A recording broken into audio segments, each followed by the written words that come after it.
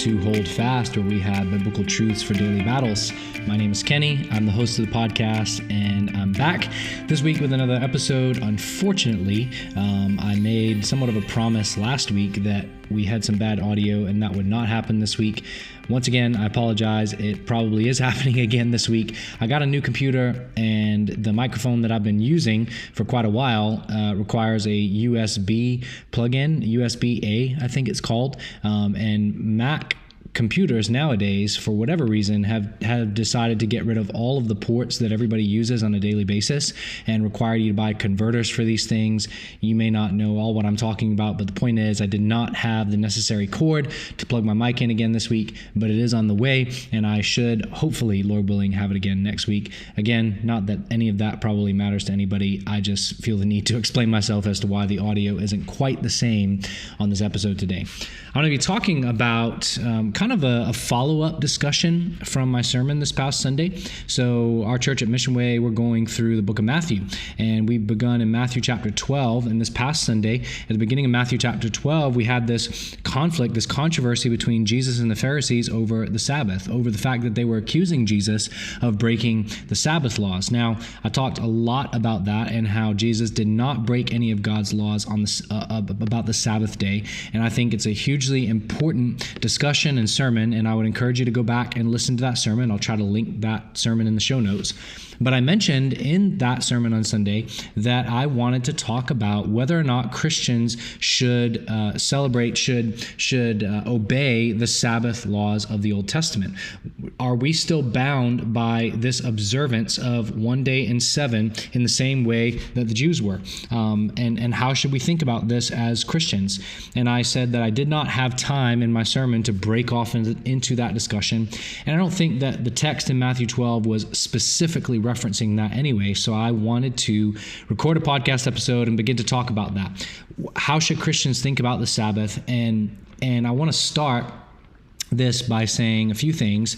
Number one, I can't cover every aspect of this discussion in a podcast episode. That's not my intention. My intention is just to give a brief general overview of some of the views about this and what I think the scriptures say to us as believers and how we should think about the Sabbath and whether or not we should still observe the Sabbath day. And I'm going to also primarily reference two views on the Sabbath. There are other views out there. I recognize that. But I think that many Christians today in Bible-believing, gospel-centered churches are going to mostly, not entirely, but mostly probably encounter the following two views. And that is, first, the Sabbatarian view, as it's sometimes called, and that is the view that says that Christians are still required to keep the fourth commandment. That this is something that is fairly popular out there. There are many Bible-believing, faithful Christians who believe this.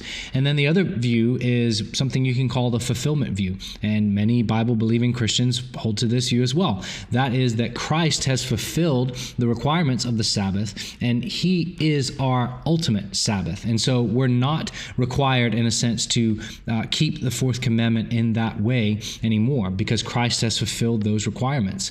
And so these are the two major views that we would say. Some would say, yes, Christians are required to keep the Sabbath day. It's a law. It's sin if you break the Sabbath. And then there are other Christians who say, well, Christ fulfilled those requirements of the Sabbath, and He is our Sabbath. Now, put my cards on the table right away.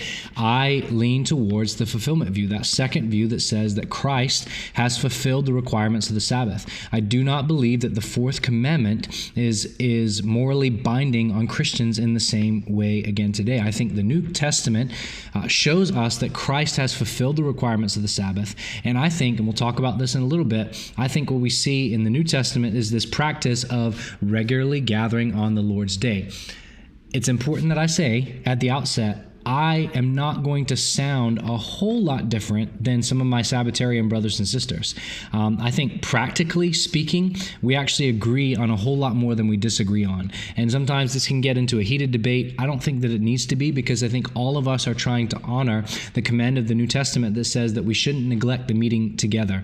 We should regularly, weekly be gathering together with the Lord's people. This is something that Christians should do. And a Christian who is neglecting that on a regular basis basis is in sin. I think we would all agree upon that. I think we would all agree that it is good and wise to have a day in 7 that we devote to rest and the worship with God's people and these activities in that way, and we rest from our labors and from our work. I think that's important, but I don't think that the fourth commandment is still morally binding on Christians in that way still today. And I want to give you a few reasons for that. There's a whole lot more that I will probably want to talk about that I don't get to in this episode, but again, I'm trying to be as kind of broad brush and general as I can be to hopefully start you out in this conversation and encourage you to study some of this for yourself. So let's maybe start in the passage that prompted this discussion in Matthew chapter 12, verse 8. I said that passage doesn't directly answer this question, but Jesus makes a very important statement in Matthew chapter 12, verse 8. He says, "The Son of Man is Lord of the Sabbath." Now, Jesus is saying here to the Pharisees who were adding all these rules and regulations to the Sabbath, he's saying that he is the Lord of the Sabbath. He's the one who instituted the Sabbath. He's the one who defines the Sabbath. He's the one who creates regulations around the Sabbath. He gets to define these things. He is Lord of the Sabbath. Elsewhere in the New Testament, Jesus would say that man was not made for the Sabbath, but the Sabbath for man.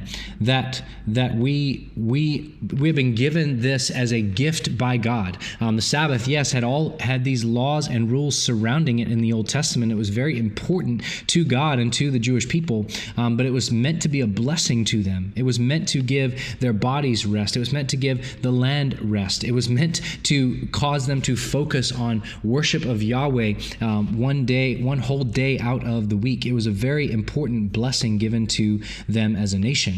It was a gift to them. It wasn't something that was they were supposed to necessarily be ruled by, but it was a law placed on them and given to them as a blessing for them. So Jesus says, "I'm the Lord of the Sabbath." And again, while this is not an explicit statement to say that we're no longer bound by the fourth commandment, I think Jesus is hinting at the fact here in part that he is the fulfillment of the Sabbath, that he's the point of the Sabbath. What the Sabbath pointed to is Christ. Now, I should also mention that those who are Sabbatarians do not deny that in some ways, at least I don't think they deny, that at least in some ways Christ is the fulfillment of the Sabbath, but they don't think that he has fulfilled the Sabbath in the sense that we no longer are bound by the law of the Sabbath, by the fourth commandment of the Sabbath. I just think that's important for me to throw out there. I don't think that they're going to necessarily disagree with a whole lot that I have to say on that. And if you are listening to this and you do disagree with me, I'd love to hear from you. I'd love to have a discussion about this. I don't claim to be an expert in this particular topic, but it is something that I have studied and it's something I have convictions about, and I think it's important that we discuss. Let's go to Colossians chapter 2, verses 16 and 17. This is a passage that many people who hold the position that I do will point to. Paul says to the Colossian church, "Let no one pass judgment on you in questions of food and drink, or with regard to a festival or a new moon or a Sabbath. These are a shadow of the things to come, but the substance belong to Christ." Paul's including a few things in this list of things here that he says, don't let anybody pass judgment on you and question you as to your practice of these things. And he includes the Sabbath in that list. I have heard some people argue that Paul was not talking about the regular weekly Sabbath, but he was talking about these festivals and feasts that the Jewish people had that were also these extra Sabbaths. And while I think that there's some compellingness to that argument, if I can use that word, I don't ultimately see that in the text. I think Paul is talking about the Sabbath here. And he says that these things are a shadow of the things to come, but the substance belongs to Christ. In other words, Christ has fulfilled these things. And so we're no longer bound by the dietary restrictions of the Old Testament because Christ has fulfilled those requirements. Christ has fulfilled the ritual requirements of the law. And that's why we don't have the hand washings and the dietary restrictions and the clothing specifics that we have to adhere to that were in the Old Testament law in that way, because Christ has fulfilled them. So I think that's a pretty explicit text to support this position. I also go to Hebrews chapter 4, verses 9 through 11. And I referenced this on Sunday where the author of Hebrews writes, "There remains a Sabbath rest for the people of God." Now, that phrase in and of itself would almost sound like the writer of Hebrews is saying, you need to still keep the Sabbath because there's still a Sabbath rest for the people of God. But he goes on and he says, "For whoever has entered God's rest has also rested from his works as God did from his. Let us therefore strive to enter that rest so that no one may fall by the same sort of disobedience. I think he's pointing to the rest of salvation in Christ. And when we have entered his rest, we have rested from our works as God did from his. I think that this verse, in some ways, also shows us that Jesus is the fulfillment of even the creation ordinance of the Sabbath, that when God rested on the seventh day in creation and Moses bases the Sabbath law in part on creation, I think what the writer of Hebrews is saying here is when we enter the rest of Christ, we are resting from our works as God did from his. We are entering the fulfillment of this Sabbath rest, and we should strive to enter that rest. So I think that's another important verse in this conversation. And then this is one that I don't always hear pointed out, but I'm sure it has been in many areas. You have this important discussion in Acts chapter 15 that's known as the Jerusalem Council, where there's a huge argument happening in the early church over whether or not the Gentiles are still supposed to keep the Mosaic law. Because Jewish Christians were saying yes, many of them were saying yes. This is actually all throughout the New Testament. You have this argument happening, and you see it creep up in so many different places where Jewish believers were telling Gentile believers that they still needed to adhere to the Mosaic law. They still needed to do the things that were in the rituals and the festivals and the Sabbaths and all these things. And there was a huge debate about this. And there's a conclusion that comes in the early church. And I'm not going to get into the whole debate here, but this is partly what they conclude. In Acts chapter 15, they say, "Therefore my judgment is that we should not trouble those of the Gentiles who turn to God, but we should write to them to abstain from the things polluted by idols, and from sexual immorality, and what has been strangled, and from blood." I think, and I'm not saying this is the strongest argument for my position, but I think it's worth considering the fact that they had an opportunity here to point out one of the most important laws to the Jews in this time. That was the Sabbath day. It was the law that the Pharisees often pointed out in Jesus' life, and they were saying that he was violating when really he was just violating the Pharisaical rabbinic laws, not the law of God. But it was huge to the Jews. I think this would have been a perfect opportunity for them to say, and hey, Gentiles, y'all have not been keeping the Sabbath. This is not something that would be obvious to you, but this is something that you need to be keeping as well. And they don't mention that there. And again, I think that that's an important consideration to make. There's some other arguments that people go into. One of the most popular for the position that I hold that says it's been fulfilled in Christ is people say that the Sabbath is the only one of the 10 Commandments that's not repeated in some way in the New Testament. I'm not saying that's not worth considering, but I actually personally don't believe that's a very strong argument because it's an argument from silence, first of all, but also I don't think that it's strong enough to say, hey, listen, they didn't repeat this in the New Testament, so we don't need to worry about it, because if God's law is morally binding, then it's morally binding. You see Paul and the writers in the New Testament assuming the moral laws of the Old Testament were still binding on believers in that day. They recognized that there were rituals and festivals and feasts that had been fulfilled in Christ. They recognized that things like the sacrificial system had been fulfilled in Christ, and they wrote about those things, but the moral laws of the Old Testament still stood even in the New Testament. That's why you have 10 Commandments repeated. And so I don't think that it's enough to just say, well, they didn't repeat this in the New Testament, and so we don't need to keep it. And so that's not the primary reason that I hold to this position. Again, it's a kind of a background consideration, maybe, if you will. I'm not saying it's unimportant, but I don't think it's the strongest argument for this particular position. So that's where I stand on this issue. I'm not going to talk a ton about what Sabbatarians believe because I'm personally not a Sabbatarian, and I don't want to misrepresent exactly what they believe. And if I've done that at any point in this podcast, feel free to point it out. I have no problem in saying, hey, I got that wrong, and correcting myself. But I wanted to talk about what I believe based on the things that I see in the scriptures. And now I want to begin to kind of bring this episode to a close with an important question. Okay, so I'm saying that Christians are not morally obligated to keep the fourth commandment. Does that mean that I don't think a Sabbath is important? Does that mean that I don't think that Sunday worship is important? What I believe we do see in the New Testament is not necessarily this Jewish Sabbath, but we see a celebration of what is known as the Lord's Day. In the book of Revelation, John talks about the Lord's Day. Paul talks about the Lord's Day.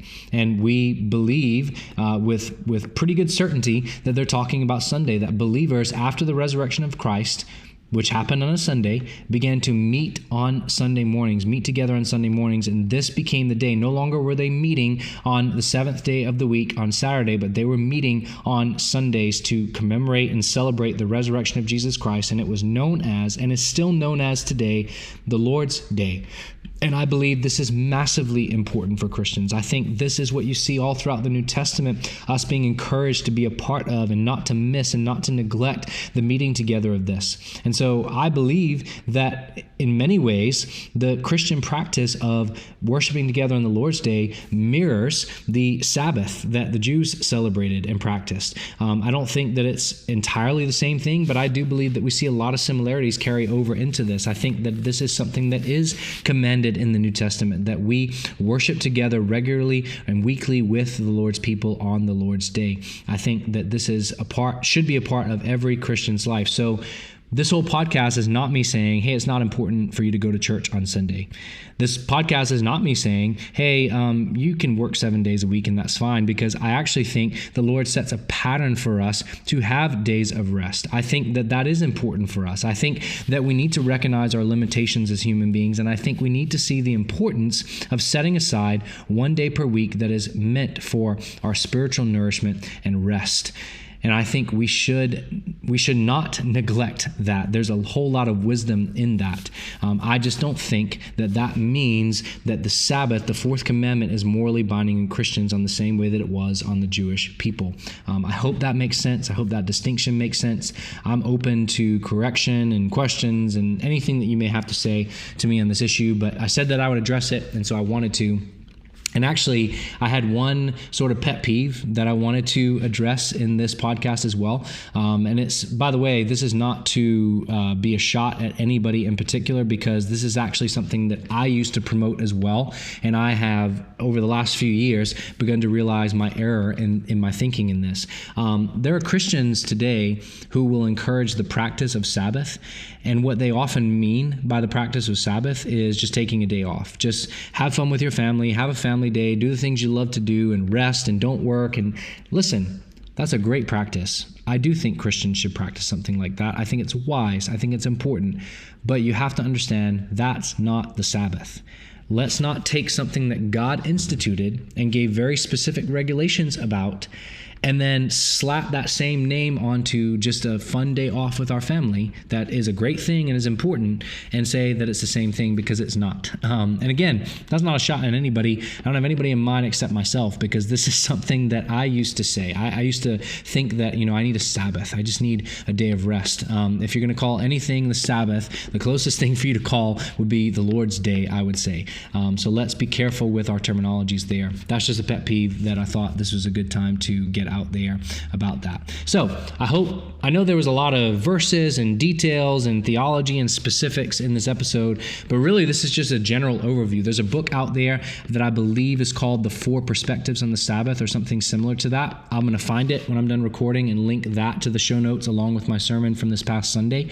It's a great book just to get some thoughts on what are the different perspectives on the Christian Sabbath. It's going to do a far better job than I did. So if you're still interested in learning more about this topic, check out that resource. And if you got questions, challenges, thoughts, corrections for me, more than open to hearing those. Would love to hear from you. And as always, if you have any question or an idea for an episode for the podcast, I would love to hear from you. You can email me at kennyroberts@missionwaychurch.org, and I look forward to getting your email and doing your questions or thoughts and comments on the podcast. Lastly, if you are enjoying this podcast and you want to share it with others, please do so. Text it to people, share it on Facebook, Instagram, social media, wherever it is that you are. If you're on Twitter, people want to call it X, but it's Twitter. Whatever you call it, it's still Twitter. Wherever you are, share this, give us a rating or review wherever you listen to the podcast. It helps other people who don't know about the show find it as well. Thanks as always for supporting the show by listening to the show. And if you have not, hit the subscribe, follow, like button, whatever it is you need to do to not miss another episode. Thanks for listening. This has been another episode of Hold Fast. I will be back next week with my microphone and with a new episode, Lord willing. God bless.